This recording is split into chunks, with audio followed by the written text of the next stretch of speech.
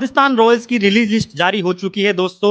वरुण हसरंगा, महेश दीक्षणा, फारूकी, अशोक शर्मा, आकाश मडवाल और कुमार कार्तिक को कर दिया गया है रिलीज।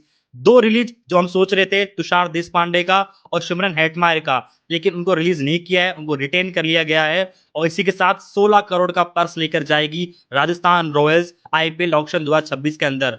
मुझे लगता है तुषार देशपांडे को भी रिलीज करना चाहिए था, वहां से एक अच्छा खासा पर्स हमें मिल जाता। 16 करोड़ में क्या करेंगे राजस्थान रॉयल्स, में तो समझ नहीं आ रहा। हमें लेग स्पिनर चाहिए होगा, अब एक स्पिनर चाहिए होगा, एक दो फास्ट बॉलर चाहिए होंगे, तो हमें वो नए लोगों में देखना होगा। सैयद मुश्ताक अली ट्रॉफी आ रही है, रणजी ट्रॉफी चल रही है, उनमें देखना होगा। हमें स्काउटिंग करनी पड़ेगी अच्छे प्लेयर्स की, उनको फाइंड आउट करना होगा, उनको खरीदना होगा, क्योंकि 16 करोड़ बहुत कम पर्स है। आंध्र को रिलीज कर दिया केकेआर ने, और सबसे बड़ा तो पर्स लेके जा रही है वो है केकेआर 64 करोड़ का।